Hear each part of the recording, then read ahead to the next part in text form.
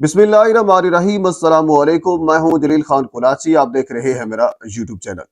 Inspector Saifullah Niazi के हवाले से कुछ चीजें आपके सामने मैंने कल की वीडियो में रखी थी, कुछ चीजें आज की वीडियो में आपके सामने रखनी है। एक आवाज सोशल मीडिया के ऊपर गूंज रही है। हमारे मीडिया पर्सन, तज्जियाकार और इसके अलावा जो सोशल मीडिया एक्टिविस्ट हैं और इनके अलावा बाकी जिन लोगों से गुफ्तगू की जाती है, जिनसे सॉट लिया जाता है, इलाका मकीन से गुफ्तगू की गई, जिस जगह के ऊपर वो अदील नामी बंदा रहता था और जिस वर्कशॉप में वो बंदा काम करता था, जब वहां से हमारे मीडिया पर्सन ने कुछ लोगों से बात की तो अब एक चीज के ऊपर लोग जोर दे रहे हैं, वो ये है कि कहीं इस अदील का मुकाबला ना करा दिया जाए। यानी हमेशा ये होता है, हमने देखा है कि पुलिस मुकाबला, एक मुबैना पुलिस मुकाबला कराया जाता है, उसके साथ ही उसको छुड़ाने के लिए आ जाते हैं वगैरह वगैरह। इस किस्म का एक मुबैना तौर पर एक प्रॉपरली प्री प्लान एक तरीकाकार बनाया जाता है और उसके बाद फिर उसको पार कर दिया जाता है।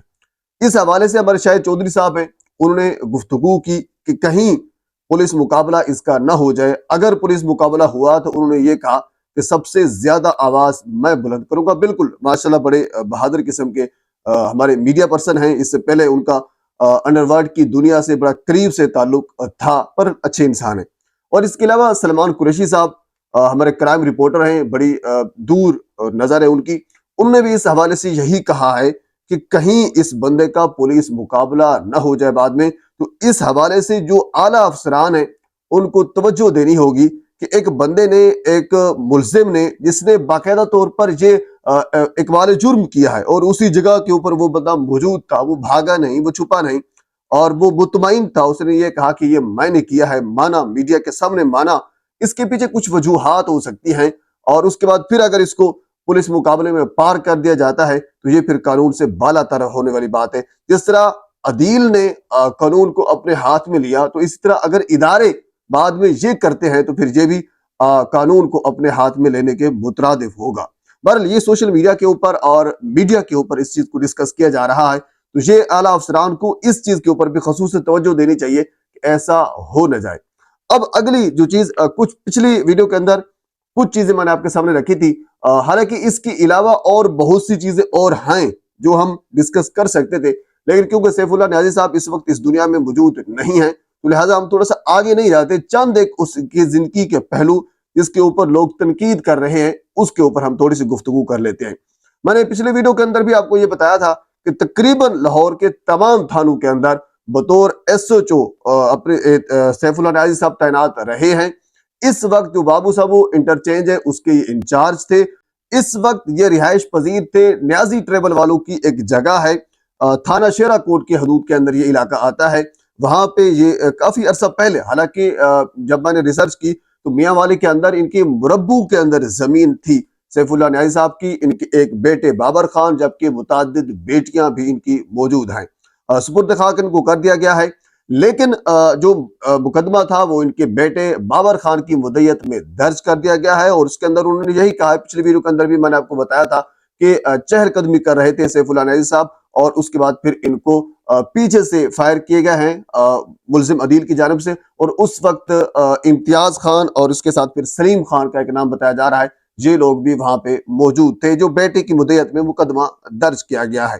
बहरहाल वो अपनी जगह पे मौजूद है, लेकिन सैफुल्लाह नियाज़ी साहब के हवाले से ये कहा जाता है कि उन्होंने लाहौर के तमाम थानों के अंदर सर्व किया और एक मरतबा उन्होंने एक थाने के अंदर अपने मुहर्रिर का मुक्का मारकर उसका नाक भी तोड़ दिया था।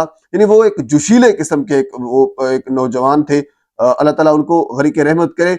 वो अब इस दुनिया से चले गए हैं तो हम उसके ऊपर मजीद कह लीजिए कि वो कुछ ज्यादा नहीं कह सकते, लेकिन इतनी कुछ चीजें जो बताने लायक है वो मैं आपको बता देता हूँ। मुक्का मारकर उन्होंने अपने मुहर्रिर का नाक तोड़ दिया था। और इसी तरह एक मरतबा वो लारी अड्डा थाने में मौजूद थे, वहां SHO सर्व कर रहे थे। तो एक होटल के अंदर गए और चाहे लेट हो गई तो मुलाजमीन के ऊपर बाकायदा उन्होंने तशद्दुद करना शुरू कर दिया और तशद्दुद किया। और उसके बाद फिर CCTV फुटेज उसके मंजर आम पर आई। और उसके बाद फिर गड़ी शाहू में भी एक होटल में मुलाजमीन के ऊपर तशद्दुद करना शुरू कर दिया। खाने की वजह से कुछ मामला बना। यानी इस किस्म के उनके मामलात आते रहे हैं और इस बुनियाद के ऊपर वो बारहा मुअत्तल भी होते रहे हैं, मुअत्तल हुए हैं। اس وقت کے ایس ایس پی جو لاہور کے اندر تعینات تھے، اس وقت ایک ضلع کے اندر ڈی پی او تعینات ہیں، انہوں نے جب انکوائری کی تھی، کیونکہ جب انہوں نے محرر کا ناک توڑا تھا مکہ مار کر، تو پھر اس چیز کی انکوائری لگی تھی، اور انکوائری کے بعد اس وقت کے اس ایس ایس پی نے یہ آرڈر دیا تھا، یہ اپنے باقاعدہ اس ریٹن طور پر یہ لکھا تھا کہ اس بندے کو ایس ایچ او تعینات نہیں ہونا چاہیے، کیونکہ اس کا رویہ اس قسم کا ہے، یہ اس ایس ایچ او کی پوسٹ کے اوپر رہنے کے قابل نہیں ہے۔ بہرحال اس کے بعد پھر سفارشی کی بنیاد کے اوپر، اور بڑی بڑی اچھی سفارشیں ان کی ہوتی تھی۔ سپطین خان نیازی جو پنجاب اسمبلی کے سپیکر رہ چکے ہیں، میری اطلاع کے مطابق، میری ریسرچ کے مطابق وہ ان کے بڑے حمایتی رہے ہیں، ہمیشہ انہوں نے ان کی حمایت کی ہے، جو ہی یہ معطل ہوتے وہ دوبارہ ان کو لے کر آتے رہے۔ اور اس کے بعد پھر سی سی پی او لاہور عمر شیخ صاحب ہوا کرتے تھے، وہ بھی ان کے بڑے سفارشی تھے، وہ ان کے قریب ترین تھے، وہ بھی ان کی سفارش کرتے تھے، جو ان کو معطل کیا جاتا، سائیڈ لائن کیا جاتا، کلوز ٹو لائن کیا جاتا، کچھ بھی کیا جاتا، تو موصوف کو دوبارہ اپنے عہدے کے اوپر بحال کرنا۔ ان دو شخصیات کے ساتھ کچھ متعدد شخصیات اور بھی ہوا کرتی تھی، جو ان کو اپنے عہدے کے اوپر دوبارہ برجمان کرتی۔ ان کے کارنامے یہ ہوتے رہتے، یہ دوبارہ اپنے عہدے کے اوپر براجمان ہوتے رہے ہیں۔ ان کا رویہ جہاں تک میں نے ریسرچ کی ہے، بالکل وہ قابل مذمت تھا۔ کسی کی ماں بہن کو گالی دینا یہ ان کے لیے ایک معمول تھا، جس کی وجہ سے، حالانکہ ابھی یہ بھی بتایا جا رہا ہے کہ یہ عدیل کا بڑا قریب سے تعلق ہے۔ میں آپ کو ایک تصویر بھی دکھاؤں گا، شاید چل بھی رہی ہوگی 60 والی سکرین کے اوپر، جس میں ان کے فارم ہاؤس کے اوپر، یعنی انسپیکٹر سیف اللہ رائے صاحب نے گن پکڑی ہوئی ہے، ساتھ عدیل نے بھی ایک گن پکڑی ہوئی ہے اپنے فارم ہاؤس کے اوپر، ساتھ ان کے درمیان میں ایک دوست کھڑا ہے، یہ گھوم پھر رہے ہیں۔ بڑے قریبی تعلقات تھے اس عدیل کے ساتھ۔ عدیل ان کی گاڑی کا کام بھی کرتا تھا، ان کے کپڑے بھی صاف کرتا تھا، ان کے جوتے بھی صاف کرتا تھا، ان کی وردی کو پریس بھی کرتا تھا، یعنی گھر کے کام بھی باہر کے کام بھی سارے کام ان کے کرتا تھا۔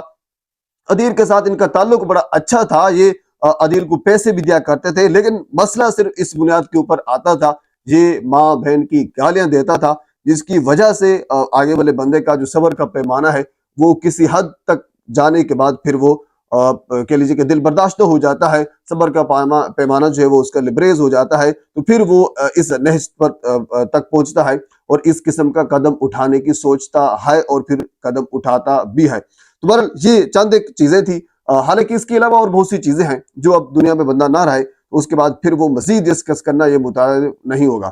بہرحال یہ اب سوشل میڈیا کے اوپر ڈسکس کیا جا رہا ہے، اور مزید اس کی تفتیش بھی جاری ہے۔ اس تفتیش کے حوالے سے کیا کچھ بنتا ہے، عدیل کا کیا کچھ بنتا ہے، تو یہ ساری چیزیں جب مزید کھل کر سامنے آئیں گی آپ کے ساتھ میں ضرور شیئر کروں گا۔ ایک مرتبہ آپ سے گزارش ہے میرے چینل کو سبسکرائب کر دیں تاکہ آنے والی ہر انفارمیٹیو ویڈیو آپ تک پہنچ سکے۔ اللہ حافظ۔